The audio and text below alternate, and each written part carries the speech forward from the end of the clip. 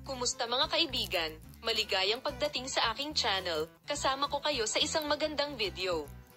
Ang set ng isang teleseryeng pinagbibidahan nila ay nagbigay ng mga balitang muling magpapasaya sa kanilang mga tagahanga. Maingat na idinisenyo ng sikat na mag-asawa ang nursery para maghanda sa pagsilang ng kanilang sanggol. Habang nagpapatuloy ang matamis na buwan ng tagsibol, bumilis ang paghahanda sa farmhouse nina Engin Ecurek at Tuba Buyak Ustan.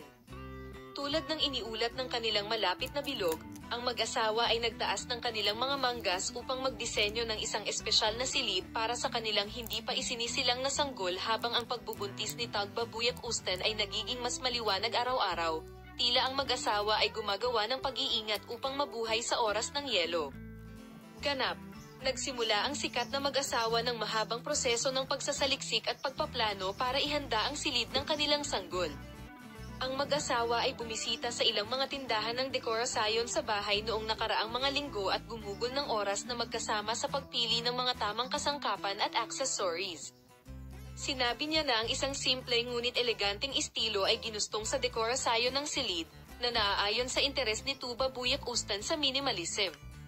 Nang bumukas ang mga pintuan ng malaking bulwagan, ang lahat ay sumalubong sa isang fairy tale na kapaligiran. Nang bumukas ang mga pintuan ng malaking bulwagan, ang lahat ay sumalubong sa isang fairy tale na kapaligiran. Bawat sulok ng silid ay nagkwento tungkol sa kamanghamanghang mundo ng iyong sanggol.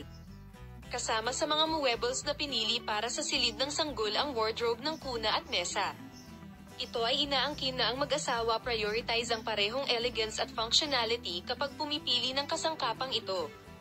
Ang mga neutron ay ginustong sa pagpili ng kulay. Ang mga dingding ng silid ay pininturahan ng nakamute na beige na kulay at ang mga accessories ay nagdagdag ng kulay.